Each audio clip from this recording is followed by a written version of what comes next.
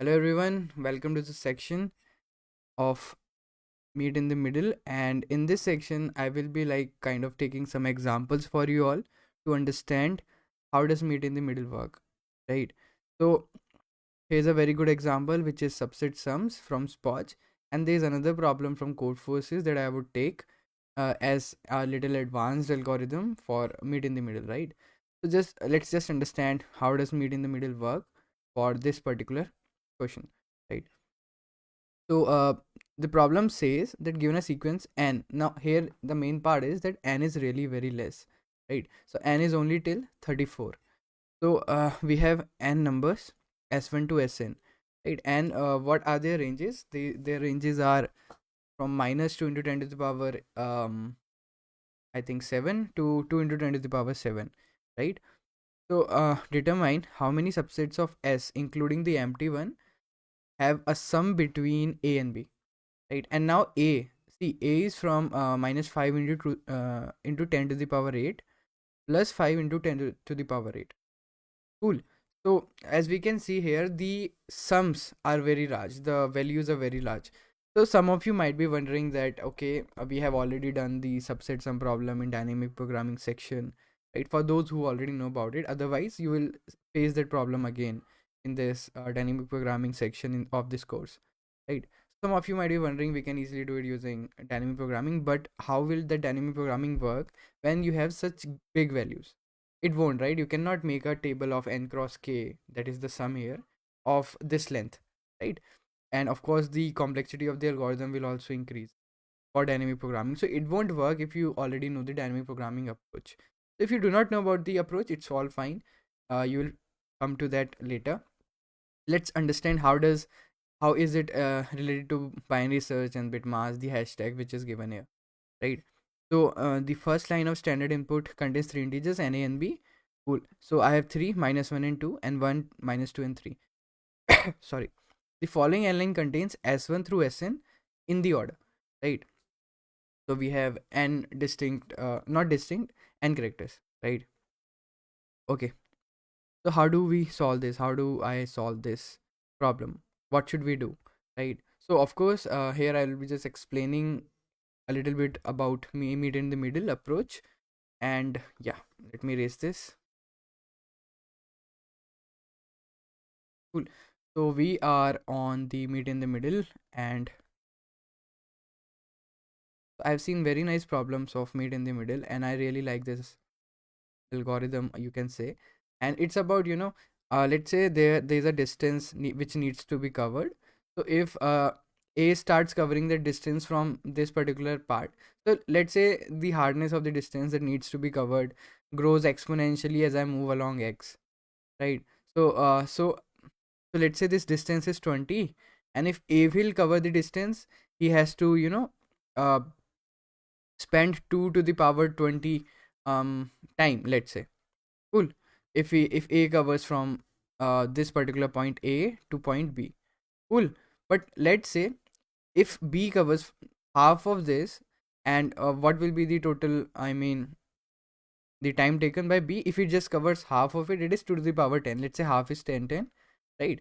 And 2 to the power 10 from this side, and let's say a also covers 2 to the power 10 from this side. Then what is the total time, or you can say the expenditure occurred in this? It will be 2 to the power 11, right? Which is very less than 2 to the power 20 if a covers it as a whole.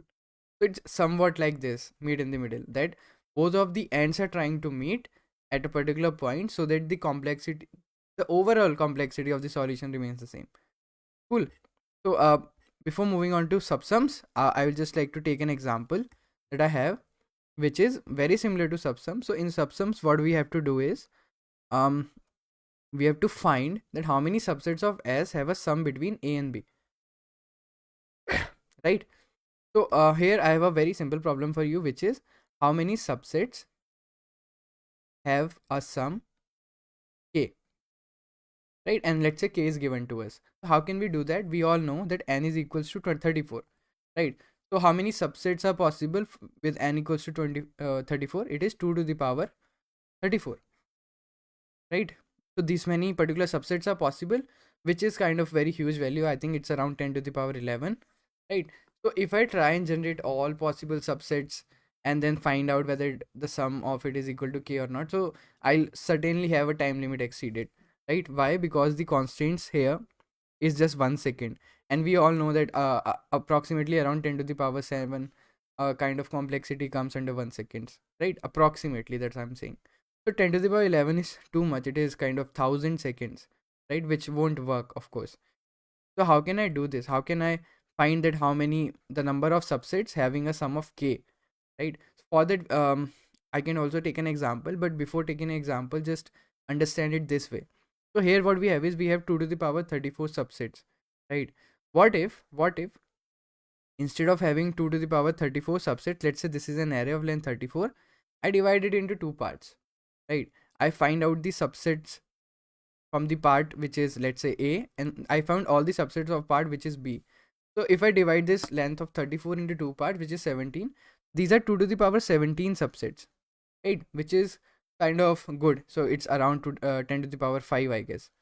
Okay. And again, from B also I'll have 2 to the power 17 subsets. Why? Because I've divided array of 34 into two different arrays, which is 17 and 17 each. Now, what I can do is I can pick up some, let's say, x from one of these values, which is 2 to the power 17 values. I can pick some 1x from this, pick some y from this, right? So let's say I'm not picking y, but I'm finding how many such y's are possible.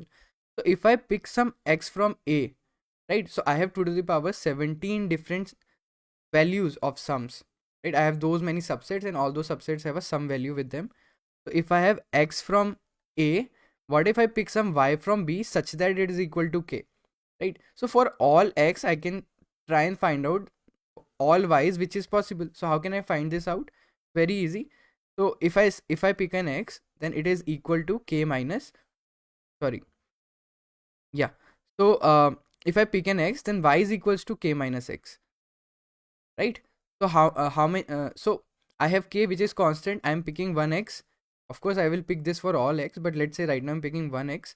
Then I have to find out that how many of these y's are in this particular 2 to the power 17 subsets, right? So for that particular x, I have found out its pairs, which are able to make x plus y equal to k. I hope you're getting this point, right? And how can I find that out? How many such y's are there? It's very easy, right? We can use a hash map for that.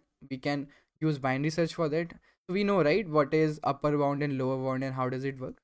Or if you do not know about it, let me introduce you to upper bound and lower bound just a little bit. Upper bound and lower bound, right? So let's say I have a sorted array. I just want to give a very 1 minute type of introduction in this. Let's say I have this array. Cool. So pardon my writing, of course.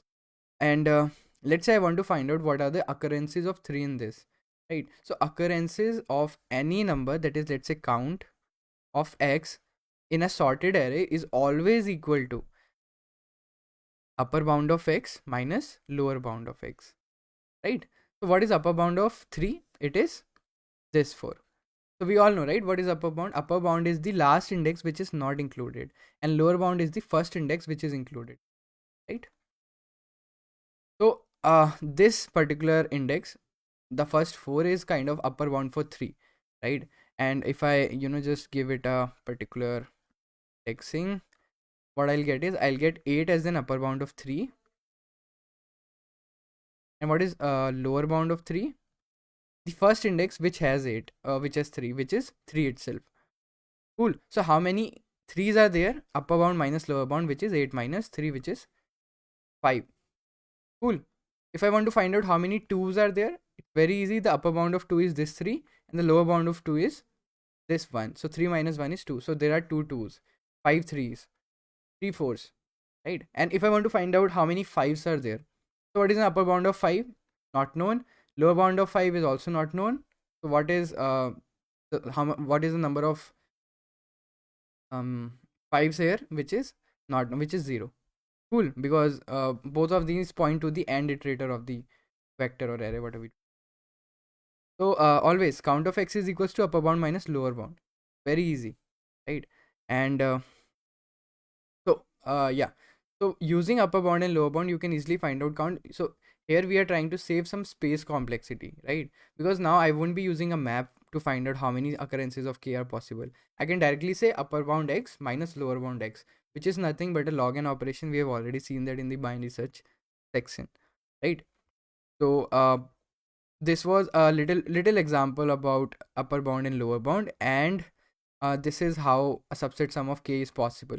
So let me take a good example here, and of course I haven't framed it, but let me frame it. So let's say I have 1 3 4 5 9 and 12. Cool. And let's say I want to make a sum of, okay, let's do this 6. Cool. Yeah, now let's say I want to make a sum of 15. That how many pairs are there which can give me a sum of 15? How many subsets are there? Sorry, not pairs, subsets, right? I will remove the subset problem into a pair problem and solve it. Cool. So let's take this example and let's divide this into two parts, right? So it's of length 6, so I'm divided into 3 and 3, right? So from the left part, let's make all its subsets, and from the right part, let's make all its subsets and find their sum. The first subset is 1, the second can be 1 3, 1 4. Okay, so let's take them individually first. 1 3 4, 1 3, 1 4, 3 4, and 1 3 4. So how many I have? I have 1 3 2 to the power 3, which is 8. So one I missed is 0, because 0 is also a subset, right? Empty subset. So the sum here is 0. Here is 1 3 4 4 5 3 4 is 7, and 1 3 4 is 8. Cool. I hope this is very clear. So again, let's make some subsets. It is 0 6 9 12 6 9 6 12 9 12 6 9 12. So it is 0 6 9, the sums, right? 12 6 9 is 15. 12 and 6 is 18, 21, 27, right? Okay. So both here what we have is we have 2 to the power 3 subsets, right? Both in both the arrays. So let me just yeah. So 0 1 3 4 5 7 8. The second array we have is 6 9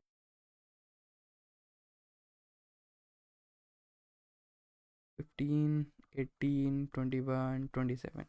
Cool. Now what we want to do is we have to see now what types of subsets are possible.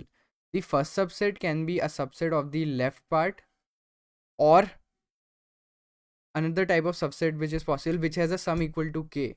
It can be the part of the right subset, or the subset can be a part of both the subsets, right? That means it has a some part in A and some part in B, right? So for the first subset, that is, if the answer is only contained in the left part, right, there can be a subset of in the left array which is equal to k, which has a sum equal to k. How can I do that? So this particular 0 will match with that particular sum, right? So let me give an example. Here you can see that the sum is 15. 6 plus 9 is 15, right? So when I have this 0, that means I want x plus y equal to 15, which is k, right? So right now my x is 0, so 0 plus y is 15, and y should be equal to 15. So I'll just find out how many such y's are there, right? So I'll get 15. That means there is one 15 which is possible.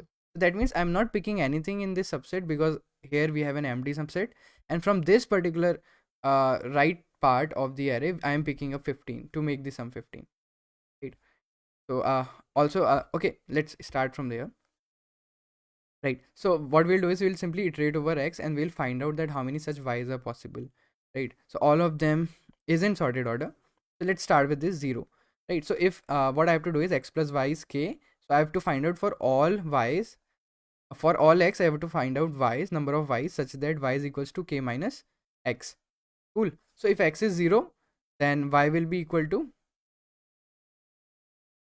15. Right. So how many y's are there? Only one. So let's include this, right? So there can be multiple, right? There can be multiple subsets which have a sum 15. then there will be many 15s in this, but this is the case when we don't have multiple. So here we have 4, right?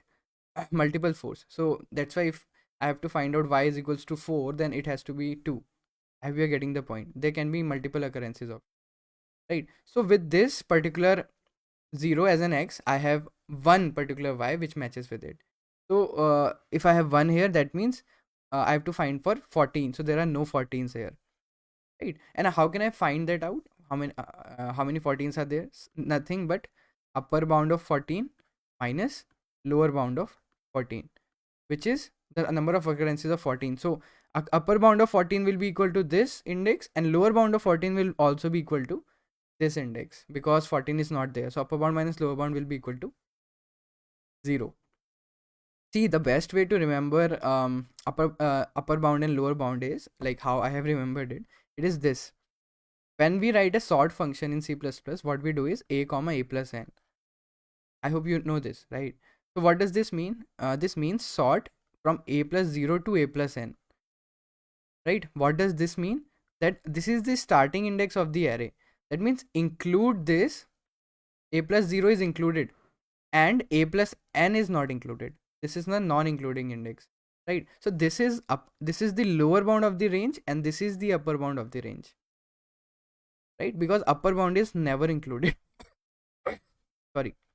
So this is lower bound and upper bound is never included. Just remember this. Cool.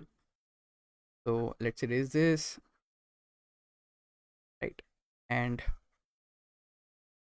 let's get back. So for 3, what I want to find is how many 11s are there. No 11s. For 4, how many how many are there? 11s. Sorry, for 3 I have to find out 12s. Sorry. Yeah. So k is 15, na? Yes, k is 15. So 15 minus 3 is 12. So how many 12s are there? 1. For how many 11s are there? 0. How many 10s are there? 0. How many 7s are there? 0. How many 15 minus 8 is 7. How many 7s are there? 0. Cool.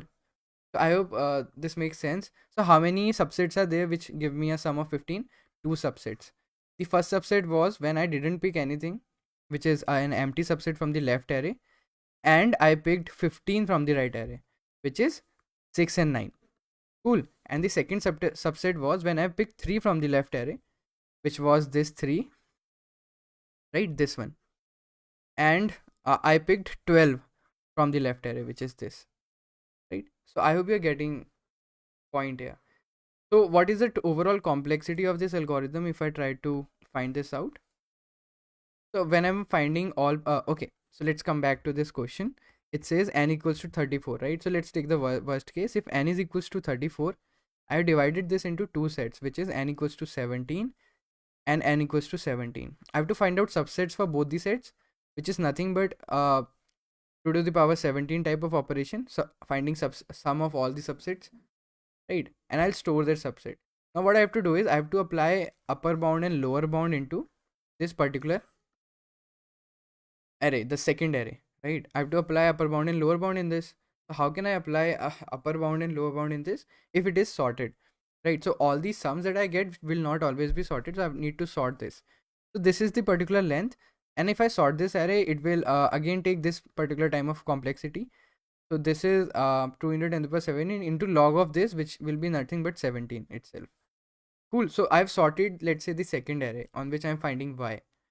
Right now, for all x operations, that is, I have 2 to the power 17 operations.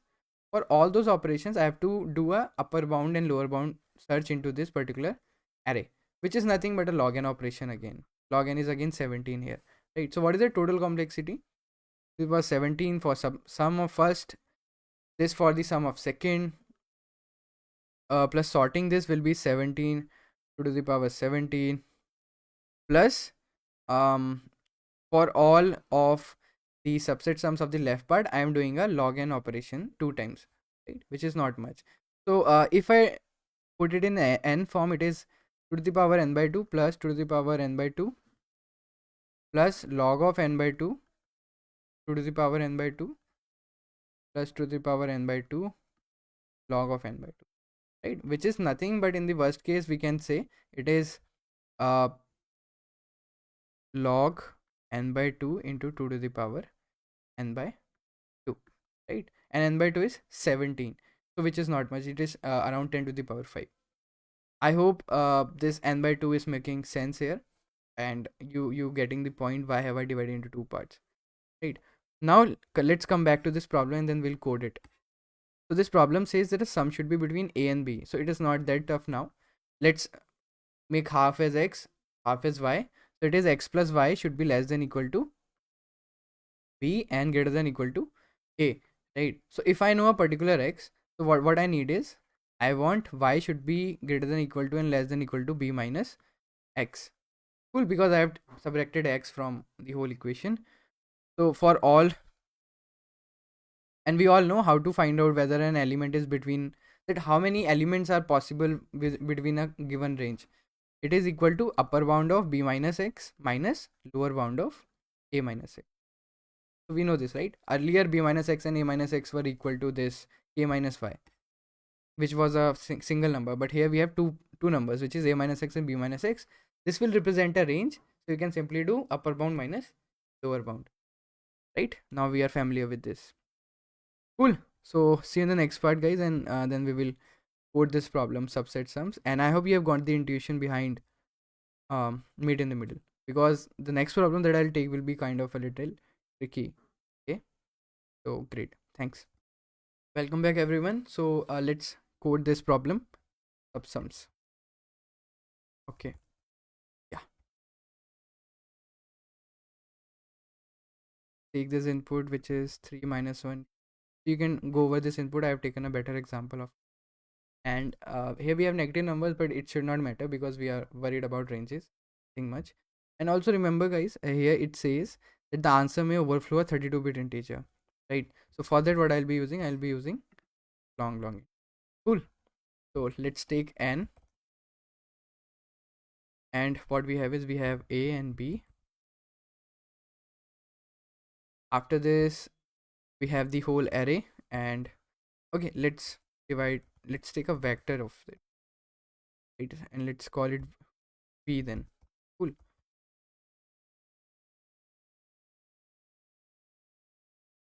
Sorry, c in vi, right? Now what I'll do is, I'll divide all of this into two sets, right? The left set and the right set. So let's take vector int on left and right, right? So let's iterate over this and say, if I is less than n by 2, let's take it into the left one, vi, else let's push it into the right one. Cool. So from 0 to less than n by 2, I'm putting it on the left one, and otherwise I'm putting it on the right part of it. So it shouldn't be that heavy, right? And yeah, now what I want is, I want subset sums of both the sets. So I have a left array and a right array. I want all their subset sums. So let's write a function, and let's say subset sums. It will give me all subset sums of a vector which I pass to it. Cool. So let's say vector a, and then let's have a vector which says left sums, which will be nothing but subset sums, and I'll pass left to it. Let's have a vector which is right sums. Cool. So I'll just pass right into it, and it will give me all the subset sums. So we all know, we have all read about bit masking and how to find out the subset sums, right? So that should not be tough, right? So let's find the size, and now let's iterate, and till which position we need to go, 2 to the power n, which is 1 left shift n, simple terms. And now let's apply the second loop, which will just start from 0, go to n, and check if that bit is set, include it into sum, otherwise don't. Let's call sum here, let's say it is equal to 0. Also let's store the vector result, right? And I just need to return this back, return result So how do I check this, whether the bit is set or not? Again, this has been discussed in the bit masking section. So if I left shift I j times and I take AND with 1, I can find out if jth bit of I is set or not, right? So I'm sorry, if I right shift it, right? If I right shift I j times, right? That means I'm finally checking whether, I think so, I got a little yeah, it should be right shift. Cool. That means include it into the sum, right? Let's include ai into, sorry, let's include a j into the sum if the jth bit of I is set, right? And finally let's put this sum into the result. Let's build this. Cool.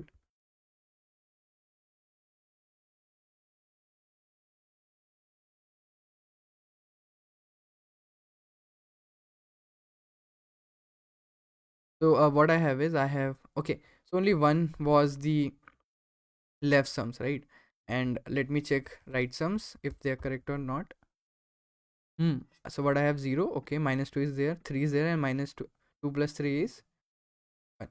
Yeah, so both are there, right? So just let's take it till n by 2, right? So that I have a little less complexity of sum. Cool. Now what I'll do is, I'll simply sort it, and let's sort. See, sorting both, we don't want to sort both, right? Why? Because I just have to iterate over the left one, right? And but binary search on the right one. So if I just sort the right one, it makes sense, right? So let's take answer and let's iterate over all x which are in the left sums, right? So what y's do I need? The y that I yeah, where was it? Yeah, the y's that I need are b minus x and a minus x. I'll just apply this. So I'll just say answer plus equals to upper bound. So here we have an inbuilt STL function called upper bound, right? I'll just say right sums, and I'll just pass in the upper bound we have to write b minus x, right? B minus x, and I'll simply subtract lower bound from it, which is lower bound, again right sums, and I have to pass a minus x from it, and whatever the range I get from b minus x by a minus x, right? I'll simply add it into my answer. Finally, just right. So here I get 5.